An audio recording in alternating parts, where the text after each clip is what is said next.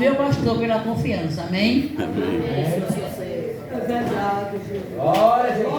Glória a Deus! Oh, Glória a Deus. Eu cumprimento mais uma vez o povo de Deus com a paz do Senhor. Vamos ficar de pé, vamos orarmos pelo servo do Senhor. Amém? Maravilhoso Deus, Pai da eternidade, aqui está diante de tua face o teu filho, Senhor, o qual vai ter a alta responsabilidade de transmitir para a tua igreja, Senhor, meu Deus, a tua palavra, Senhor. Usa ele nesta noite, assim como o Senhor tem usado ele em outros lugares, Senhor. Tudo isso eu te peço em nome de Jesus. Amém! Glória, aleluia. Aleluia, glória a Deus. Glória a Jesus. Jesus é bom! Cumprimento a igreja com a paz do Senhor. Amém! Poder sentar, meu irmão, meus irmãos. Noemi. Noemi. Ô glória! Oh, glória a Deus. Glória a Deus. Glória a Jesus.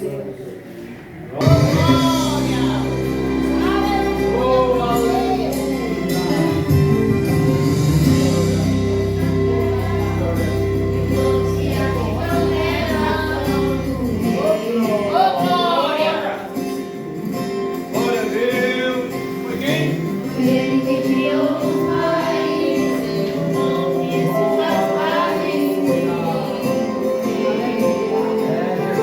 Oh, glória a Jesus.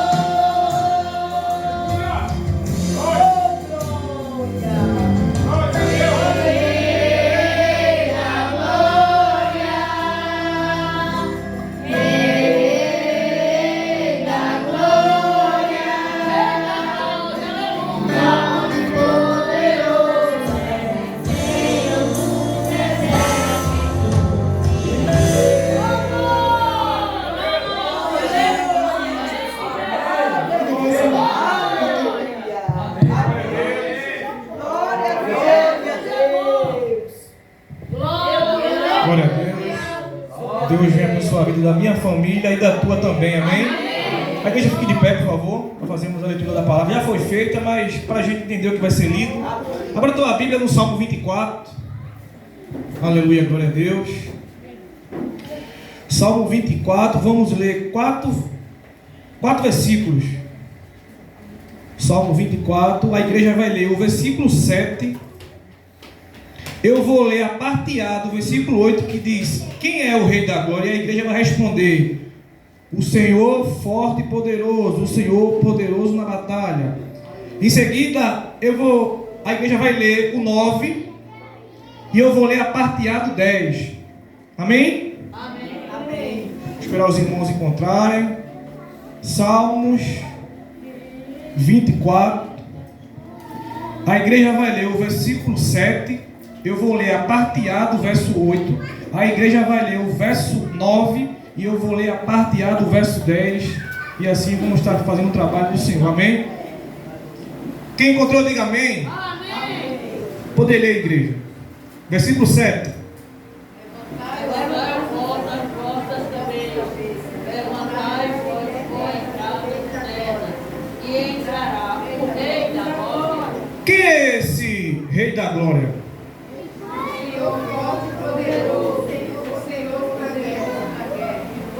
O 9. Levantai as portas também. Levantai entrada eterna. E entrará o Rei da Glória. Quem é esse Rei da Glória? Agora toda a igreja. O Senhor dos Exércitos. Ele é o Rei da Glória. Diga amém, tome seus assentos.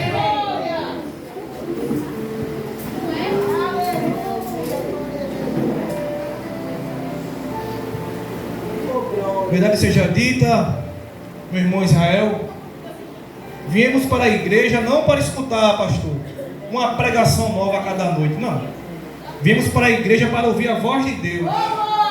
Existe uma tradição que diz, igreja, quando o apóstolo João era bem velhinho, e todos os dias ele ia pregar, e os seus discípulos levavam ele, que ele não podia mais andar direito, levava João, o velho, e a pregação de João, meu irmão Samuel, era assim: filhinhos, ameis uns aos outros. E noite após noite, dia após dia, João só pregava isso: filhinhos, amai-vos uns aos outros. Teve uma certa feita que seu discípulo chegou até ele, minha irmã Miriam, e perguntou: mestre, por que o Senhor sempre pregar só essa mesma mensagem? Filhinhos, amamos um aos outros. Aí João respondeu: porque isso é mandamento do Senhor. Se a gente fizer somente isso, já basta. Eu não sou contra quem prega, pastor, a mesma palavra, não é a palavra de Deus. Mas eu tenho pedido ao Senhor sempre uma palavra nova para a igreja, amém? Amém. Vamos meditar um pouco no Salmo 24. Peço que você preste atenção. A introdução vai ser um pouco longa, mas você vai entender o que Deus quer falar com você. Jesus, ele não entrou no céu de todo jeito. E eu e você também não entraremos no céu de todo jeito. Quando lemos o Salmo 24, ele é escrito por Davi. E em hebraico esse nome Terrilim significa salmos. Em grego significa canção de louvores. O nome em grego salmos quer dizer canção e louvor. E em hebraico quer dizer louvor apenas. Porém, os judeus cantavam os salmos, pastor. E ainda cantam. Por quê? Servia uma forma de memorizar cada salmo. Por isso que eles cantam o salmo. Eles não recitam, eles cantam. Embora nós nos identificamos com alguns dos salmos, embora eu e você se identifique com algum desses salmos, eu quero dizer para você que esses salmos eram para ser cantados. E tem na Bíblia 150 salmos. Dos 150, 73 quem escreveu foi Davi. Dos 73, eu quero que você preste atenção nos Salmos 22, o 23 e o 24, porque eles estão ligados. O Salmo 23, o Salmo 22, perdão, o Salmo 23 e o Salmo 24, eles estão ligados. Por quê? Porque Davi, em Atos dos Apóstolos, capítulo 2, versículo 30, Pedro vai dizer que Davi, pastor, era um profeta. Davi está profetizando algo futuro. É como se fosse um pano de fundo que está atrás de mim. Eu estou aqui à frente, é verdade. Mas para eu estar aqui, pastor, aconteceu algo atrás de mim, para eu chegar onde eu cheguei. E o interessante é que o Espírito Santo, ele opera na mente de Davi. Escute, é só a introdução. O Espírito Santo, ele opera na mente de Davi, para Davi pegar sua harpa e com suas cordas, minha irmã Cícera, ele escrever o Salmo 22 em tom de lamentação. Escute, o Salmo 22 ele foi escrito em tom de lamentação. Quando a gente olha mais para frente, o Salmo 23 foi escrito em um tom de alegria. Quando a gente vai adiante, a gente vê o Salmo 24 escrito em tom de triunfo. Diga amém? Quando a gente lemos o Salmo 22, Glória a Deus.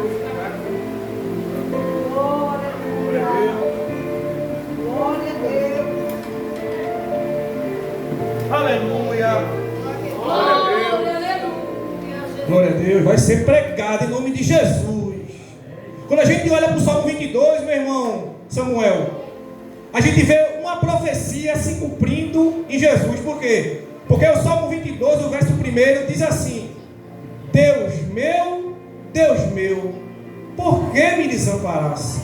Essa profecia se cumpriu na cruz. Mateus capítulo 27, o versículo 46, a Bíblia diz que perto da hora nona, Jesus está aqui na cruz e ele exclama: Deus meu, por que me desamparaste? Davi, em um ato profético, meu irmão Adriano, começa a escrever coisas nunca antes vistas. Aí quando a gente olha para o Salmo 23, está escrito: o Senhor é meu e nada me. Mas quando olhamos para esse Salmo do pastor, ao conhecer e observamos João capítulo 10, versículo 11, Jesus diz: eu sou o bom pastor. E os salmos vão se cumprindo. Quando a gente olha para o Salmo de 4, a gente encontra uma preciosidade, irmã. A gente vê a entrada, glória a Deus, do Rei da Glória. Mas escute, verdade seja dita que para a gente ler, pastor, esse Salmo 24, existem dois tipos de leitura. Quantos tipos? Eu vou ler uma, que é a histórica, e vou pregar. Não estou pregando, vou pregar na profética. Davi, quando está escrevendo esse salmo, na leitura histórica, e aqui eu quero que você preste atenção, quando a gente lê 1 Samuel e 2 Samuel, a gente vê algo. Por quê? Esse salmo aqui, de número 24, a história relata que a arca, pastor, da aliança, estava sendo tirada da casa de Obed-edom e levada para onde? Para o tabernáculo. O tabernáculo estava todo bonitinho, só faltava a presença, a arca. Você vai entender onde ela estava. Quando a gente olha para 1 Samuel e 2 Samuel, a Bíblia diz que houve uma batalha entre Israel e os filisteus, nos dias de Eli. O que acontece? Os filhos de Eli pegaram a arca da aliança e levaram para a batalha. Só que eu quero dizer para você que a minha Bíblia, a tua Bíblia, a presença do Senhor, ela não é amuleto para crente. Ofni e Finés levaram a arca da aliança e colocaram à frente da batalha, meu irmão Adriano, como uma espécie de amuleto. O que acontece? Deu errado. Os filisteus mataram o pastor de Eli e mataram toda aquela missão que estava com aquele povo. E pegaram a arca da aliança e levaram para o templo de Dagon. E aí você sabe que Deus, ele não divide sua glória com ninguém. E aquela estátua de Dagon diante da arca da aliança caiu. A presença, a glória, a Shekinah de Deus derrubou, aleluia, aquela estátua. na tua vida. Derrubou aquela estalda e causou tumores naqueles filisteus daquela cidade. E a Bíblia vai dizer que os filisteus colocaram o pastor a Arca da Aliança em cima de carro de bois novos e levaram para a cidade de Israel, chamada Bet-Semes. Nessa cidade, os moradores pegaram aqueles bois. Essa leitura é histórica, viu? Pegaram os bois e queimaram aqueles bois em forma de sacrifício para o Senhor. Porém, todavia, 70 homens abriram a arca para ver o que tinha dentro dela, e a curiosidade mata. Foram mortos 70 pessoas, porque abriram o que não era para ser aberto. Tocaram, aleluia, naquilo que não era para ser tocado. Aí o que acontece? Aqueles moradores de Bet-Semes, pastor, pegaram a arca novamente e colocaram em cima de carro de bois e levaram para Quierate-Jearim. E os moradores de Quierate-Jearim pegaram a arca e levaram para a casa de Abinadab. Diga comigo, Abinadab. Ficou 20 anos na casa de Abinadab. Se você está entendendo, diga amém. Ficou 20 anos na casa de Abinadab. Mas por que a arca ficou 20 anos na casa de Abinadab? Porque Saul, minha irmã Germane, não estava dando valor à missionária Eliana, à presença de Deus. Aí o que acontece? Aleluia, glória a Deus, que eu e você vinha dar sempre valor. Quando a nossa irmã estava louvando, a nossa irmã Thalita, eu senti uma presença tão grande, porque não adianta Deus do Senhor e a igreja louvar tanto, pregar tanto, salvar tanto, e a minha, a tua alma, como está? Como está a minha, a tua alma para encontrar o Senhor? Será que vamos encontrar? Aí a Bíblia diz que Saul não deu valor. Aí o que acontece? Sai ali, entra Samuel, sai Saul e entra Davi. Quando Davi entra no trono, meu irmão Samuel, estou sentindo Deus aqui. Aí Davi diz, aleluia, está faltando algo. Eu tenho tudo, mas está faltando algo para eu ser completo. Aí a Bíblia diz que Davi agora pega carro de bois novos, novo carro de bois, bota a arca, pega carro de bois novo e vai até a casa de Abinadab. Quando chega na casa de Abinadab, aleluia, glória a Deus, seus sobrinhos Uzá e Aiô estão guiando, pastor, a carroça. O senhor está entendendo? Com a presença do Senhor em cima, e os bois tropeçam e aleluia. Glória a Deus. E aí, ô pastor, estava do lado de Uzá e viu quando Uzá tocou. Ele não tocou com malícia, mas ele tocou naquilo que não era para ser tocado. Não toque na noiva de Cristo, não toque nos pecadores, não toque nos levitas, porque você vai sofrer uma consequência tão grande. Deus usa levita, usa. Deus usa o pastor, usa. Deus usa de fora, usa. Não toque naquilo que não é para você tocar. Ele tocou, meu irmão Samuel, naquilo que era para não ser tocado. Não foi por malícia, eu sei, mas não era para ser tocado. E aquela arca cai próximo à casa de Obed-edom. Escuta. E ficou na casa de Obed-edom 3 meses. E Obed-edom, a Bíblia diz que toda a sua casa foi abençoada em tudo. Aleluia. Sabe por quê? Sabe por que Uzá tocou naquela arca, meu irmão Adriano? A arca passou na casa dele 20 anos. Ele achou que tinha intimidade suficiente para tocar naquilo que era para ser tocado. Isso aqui nos mostra para mim e para você que ninguém se babula. Eu tenho 24 anos de crente. Eu tenho 30 anos de crente. Não se babule com isso. O que importa é o íntimo, é o interior, é como você se comporta diante da presença de Deus. Tem pessoas que dizem, né? Eu tenho orgulho, é para ter, mas não se babule com o seu irmãozinho que está caminhando na fé agora. É só uma tradução. Não estou pregando ainda não. Aí diz assim, pastor, que Davi diz, olha, vamos lá pegar a arca de novo, Cícero. Prepara a carroça e vai na casa de Obed-edom. Aleluia, glória a Deus.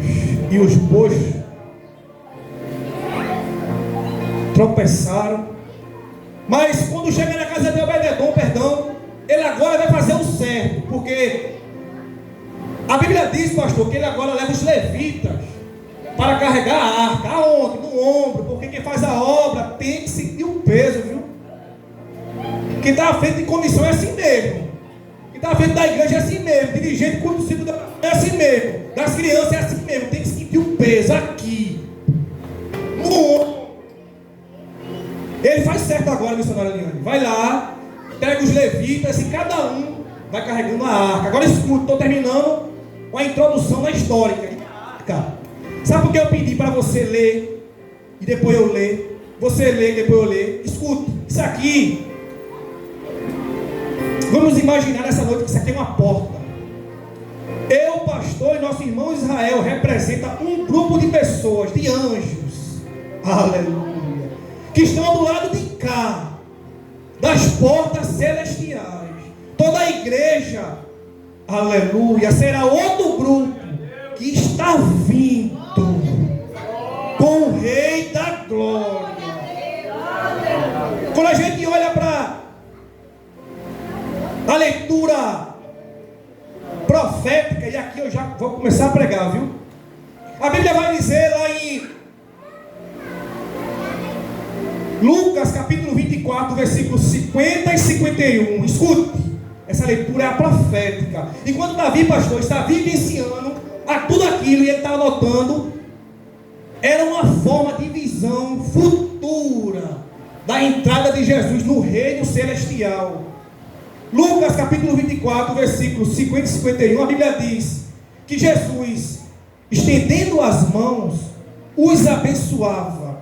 E enquanto os abençoava, era assunto aos céus. Ele está subindo ao céu. Aí Lucas vai dizer, em Atos dos Apóstolos, capítulo de número 1, versículo 10 e 11, Lucas diz algo interessante. Diz que dois varões, pastor, vestidos de branco, diz assim: varões galileus, por que estáis olhando para as alturas? Esse Jesus que viste subir, da mesma forma, ele voltará como viste subir. Ele está erguendo a mão, abençoando e sendo erguido.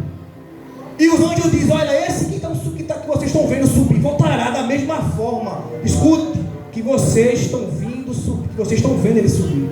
Esses dois anjos, pastor, sabe quem era? Esses dois anjos pertenciam, missionária Eliane, ao grupo de anjos que vieram acompanhar Jesus até a morada celestiais. Ia ser encontrados dois grupos de anjos, aleluia, com um grupo de anjos que estava do lado de cá, da porta. Escuta, você vai entender. Aí quando lembro do Salmo 7, Salmo 24, versículo 7, diz: levantai, ó portas, as vossas cabeças. Levantai, ó portais eternos, para que entre quem? O Rei da Glória. As portas aqui, elas são chamadas a levantarem. Escute, ou seja, se abrir. Por quê? Porque diante de Jesus não tem porta alguma que fique fechada. As portas materiais, terrenas, está fechadas aqui na minha frente agora, mas diante de Jesus, aquele que está na minha frente, ele pode abrir essa porta. Ele pode abrir a porta da saúde na tua vida. Ele pode abrir a porta do emprego na tua vida, porque não tem porta fechada diante da presença do Senhor. Mas ainda existe, pastor, viu? Escute, pessoas que querem fechar a porta para mim, para o Senhor e para a igreja. Tem.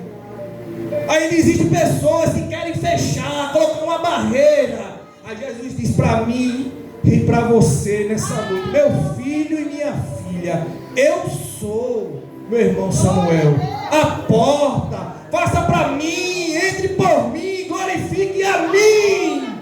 É para mim.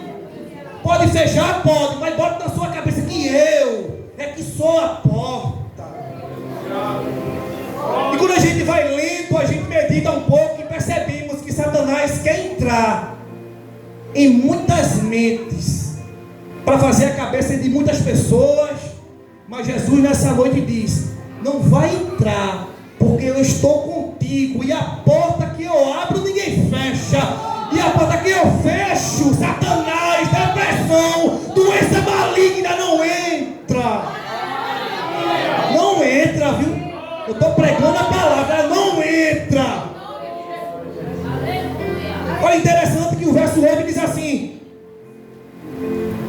a igreja falou: levantai as vossas cabeças, levantai os portais eternos para que entre o Rei da Glória. Aí estamos aqui, aleluia, e dissemos: quem é esse Rei da Glória? Escute, essa pergunta não é porque ele não sabe quem é que está vindo, não. Ele sabe quem é que está se aproximando, mas era para que a resposta fosse feita em tom de triunfo. Aí a igreja diz assim: o Senhor forte e poderoso, o Senhor poderoso nas batalhas, e sabemos bem, aleluia, Ele venceu a morte e venceu o inferno para dar vitória à igreja. Ele venceu a morte e venceu o inferno para dar vitória a mim e a você. E você conhece bem quem é Ele. Escute, Jesus não entrou em todo jeito no céu, e você também não vai entrar. Agora escute, olhe para cá, o versículo de número 9, pastor, diz assim, de novo, a igreja está se aproximando. Aquela arca da aliança estão nos ombros dos levitas, e eles estão de frente para a porta. Aí os que estão levando dizem assim: levantai a porta as vossas cabeças, levantai os portais eternos para que entre o Rei da Glória. E o grupo de cá diz assim: quem é esse Rei da Glória? Mas só que Davi, lembra, é profeta, e profeta profetiza. Aleluia. Quando Jesus está entrando na glória,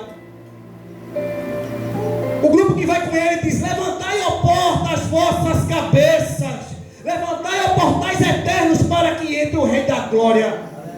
E pela primeira vez na história, aleluia, os portões da glória, pastor, se abriu para o único homem. Aleluia. Quem é Ele? A igreja sabe quem é Ele, é Jesus. Aleluia. Os portões da glória naquela hora se abriu pelo que Ele fez na cruz. Quando você lê, igreja, Esté, capítulo 4, versículo 11, você entende algo, pastor, que não se podia adentrar o recinto do rei, a sala do trono, sem o rei chamar. Porque se a pessoa entrasse naquela sala sem o rei chamar, e o rei estivesse sentado, e o rei não fizesse isso aqui, olha, se o rei não estendesse o cetro, aquela pessoa morreria. Mas Jesus entrou, não esperou na porta, não esperou o cetro baixar, porque ele sabia quem era. Ele sabia quem ele era e o que ele fez nessa terra. Aleluia, glória a Deus. Ele não esperou na porta, igreja. Você não está entendendo, minha irmã Eliana? Quão poderoso é o nosso Deus. Agora, interessante que isso aqui é um poema, é uma canção. Quando diz: levantai, ó porta, as vossas cabeças. Naquele tempo, quando entrava alguém importante, sabe o que se fazia? Pegava as portas, meu irmão Cosmo, e tirava ela de suas dobradiças, elevava a cabeça da porta, tirava ela para cima. Por quê? Porque aquilo era um tom, aleluia, de expressar grande honra para quem vai entrar. Você não entendeu? Deus está entrando em lares nessa noite pelo que Ele fez na cruz do Calvário. Aí a Bíblia vai dizer que Ele não esperou na porta, Ele entrou. Ele está entrando em causas impossíveis. Ele está entrando na minha e na tua saúde. Ele está entrando em meio de contenda. Ele está entrando, Ele vai entrar, Ele já entrou. Só que quando lemos lá em o versículo 10, diz assim: quem é esse Rei da Glória? Existe um grupo de anjos do lado de cá do portão, e eles estão vendo aquele grupo de anjos vindo com o Senhor, e eles dizem: quem é esse Rei da Glória? E todos os dois grupos vai dizer: o Senhor dos exércitos, aleluia, Ele é o Rei da Glória. Quando olhamos para Êxodo, capítulo 33, versículo 18, Moisés pede para ver a glória de Deus. Quando vamos mais adiante, em João capítulo 1, versículo 14, a Bíblia diz que o Verbo se fez carne e habitou no meio de nós e vimos, a gente viu a glória, aleluia, e vimos cheio de graça, como do unigênito do Pai. Jesus morreu, ressuscitou e entrou para eu e você entrar. Mas ele entrou naquele lugar como Rei da Glória. Jesus está entrando aqui nessa noite como general de guerra.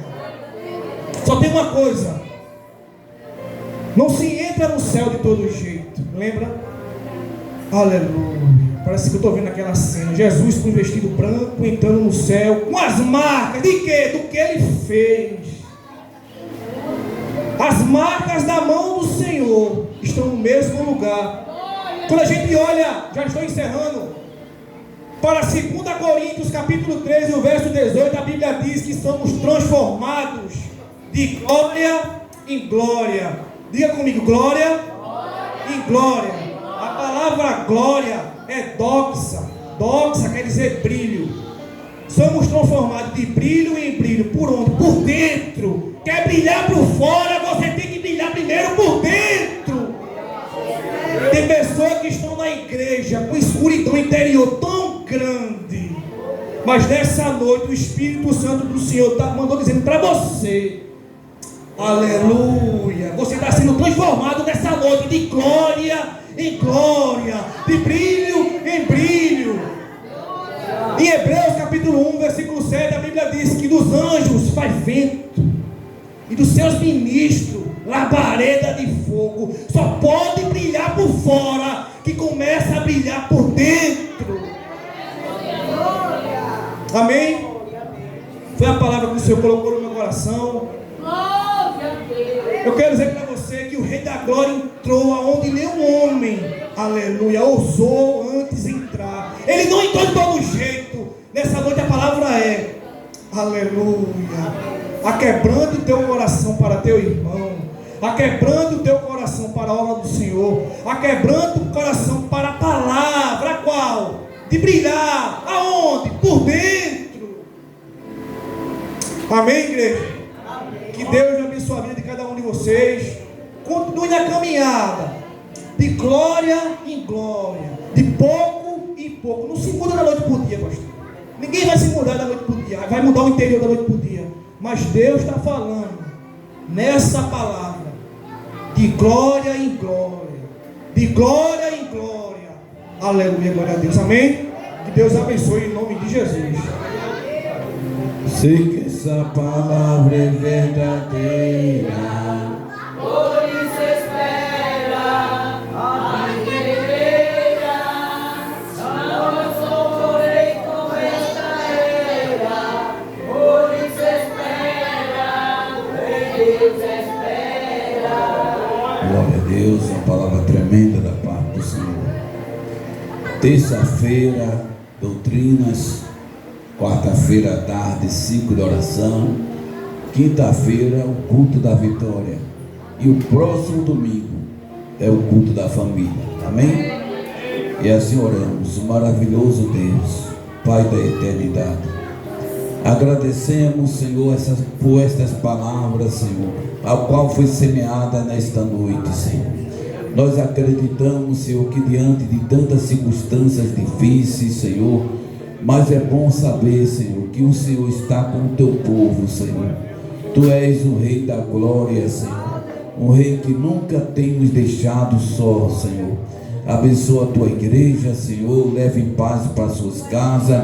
Meu Deus, que esse início de semana, Senhor, seja o início de muitas bênçãos, paz e saúde para o teu povo, em nome de Jesus.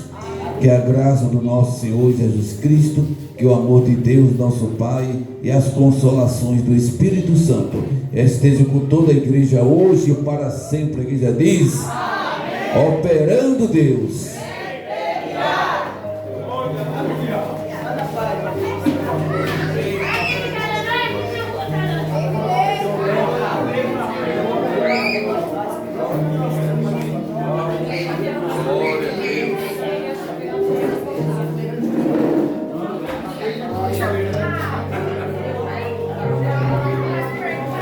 Deixa eu pular meu